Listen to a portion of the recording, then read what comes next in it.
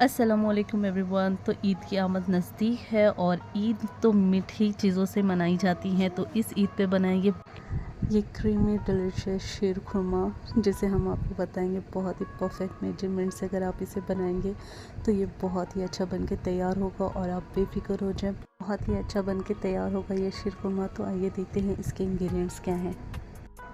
यहाँ पर मैंने दूध लिया है 2 लीटर के करीब और ये फुल फैट मिल्क है। आप कोशिश करें कि पैकेट वाले दूध का इस्तेमाल ना करके फुल फैट मिल्क इस्तेमाल करें। इससे आपके शीर खुरमे बहुत ही अच्छे बनके तैयार होंगे। इसी के साथ हमने यहाँ पर 150 ग्राम मावा लिया है और यहाँ पर हमने 60 ग्राम चिरौंजी चारोली ले ली थी। इसे हमने भिगा के इसके छिलके हमने उतार लिए हैं, तो आपने भी इसे भिगा देना है। और यहाँ पर हमने आलमंड्स लिए हैं तकरीबन 50 ग्राम के करीब और इसे भी हमने बारीक बारीक काट के रख लिए हैं। पिस्ता लिया है हमने 50 ग्राम के करीब, इसे भी भिगा के हमने बारीक काट लिया है।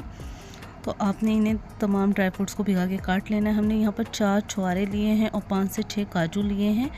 इसे हम भिगा के रख लेंगे। इसे भी हमने 4 से 5 घंटे के लिए सोख करके रखा था।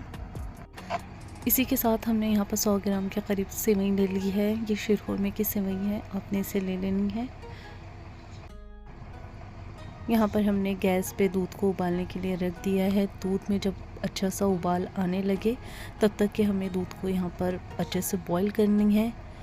यहाँ पर हमने जो काजू और छुहारे को भिगा के रखा थे, इसका हम बारीक सा पेस्ट बना लेंगे।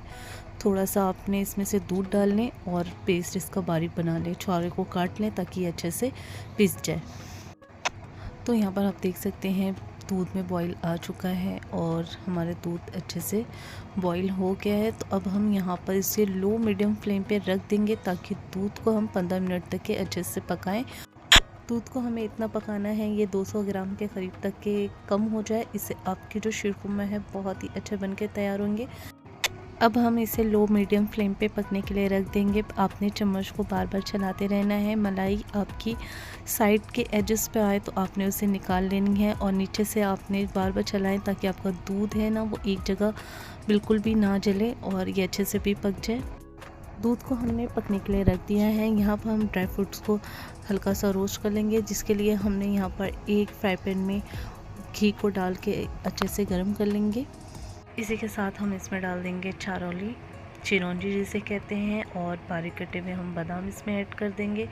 इसी के साथ हम इसमें डालेंगे बारीक कटे हुए पिस्ते और अब हम इसे 3 मिनट के लिए अच्छे से भून लेंगे। आपने इसे इतना भूनना है कि इसमें से खुशबू आ जाए, तो आपने समझ जाना है कि आपके भून चुके हैं। कलर आपने बिल्कुल डार्क नहीं करना है, इससे आपके जो शीर खुरमे में इसका कलर ड्राई फ्रूट का बिल्कुल अच्छा नहीं लगेगा। तो इसे आपने हल्का सा भून लेना है। तो यहाँ पर हमने तकरीबन 3 मिनट के लिए सारे ड्राई फ्रूट को रोस्ट कर लिया है और अब मैं इसे पैन में से निकाल लूँगी। इसी पैन में हमने थोड़ा सा घी और डाल के अब हम अपनी सेवइयों को भून लेंगे। यहाँ पर मैंने भुनी हुई सेवइयों का इस्तेमाल किया है, तो यहाँ पर मैं सिर्फ 2 से 3 मिनट तक के ही सेवइयों को भूनूंगी और आपने इसी तरीके से भून लेना है। फ्लेम को एकदम लो रखना है ताकि आपकी सेवइयाँ जले नहीं। अगर आपकी कच्ची सेवइयाँ हैं तो आपको भुनने में टाइम लगेगा। यहाँ पर मेरी ऑलरेडी भुनी हुई सेवइयाँ हैं, तो ये 3 से 4 मिनट में हो जाएगी। और यहाँ पर हमारी सेवइयों को भुने हुए 3 से 4 मिनट हो चुके हैं। अब हम इसे भी निकाल लेंगे और इसमें से बहुत अच्छी खुशबू भी आने लगी है। आपने सेवइयाँ 1 कप के करीब इस्तेमाल करनी है 2 लीटर दूध में। तो यहाँ पर हमने सेवइयों को निकाल लिया है। अब इसमें थोड़ा सा घी डाल के हम यहाँ पर हम मावा को डाल लेंगे और इसे मेल्ट कर लेंगे। इससे आपके जो दूध में जब मावे जाएंगे तो ये अच्छे से घुल जाएंगे। तो यहाँ पर आपने इसे 2 से 3 मिनट तक के अच्छे से मेल्ट कर लेनी है। तो यहाँ पर मावा मेल्ट हो चुका है, हम फ्लेम को ऑफ कर देंगे। यहाँ पर हमने दूध को बॉईल किए हुए 15 मिनट हो चुके हैं और आप देख सकते हैं ये कितना नीचे आ चुका है। तो अब हम इसके अंदर डाल देंगे काजू छुहारे का जो हमने पेस्ट बनाया था, वो इसके अंदर डाल के अब हम इसे अच्छे से चला देंगे ताकि ये अच्छे से दूध में घुल जाए। और इसी के साथ अब हम इसमें डाल देंगे हमारे रोस्ट किए हुए ड्राई फ्रूट्स। आपने इसके अंदर ऐड करके चला लेना है और इसी के साथ जो खोया हमने मेल्ट किया था वो इसके अंदर डाल देंगे और इसे भी अच्छे से चला लेंगे। इसी के साथ इसमें हम डालेंगे 150 ग्राम के करीब शक्कर।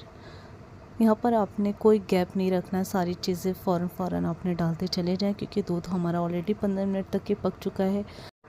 शक्कर मेल्ट होकर दूध पतला हो जाएगा और तकरीबन हम यहाँ पर 15 से 17 मिनट तक के फिर दूध को पकाएंगे। दूध को आपने पकाना है, जितना आप पकाएंगे दूध उतना ही अच्छा आपका शीरखुरमा बनके तैयार होगा। परफेक्ट मेजरमेंट के साथ बनाएं तो आपका शीरखुरमा बहुत ही डिलीशियस बनके तैयार होगा।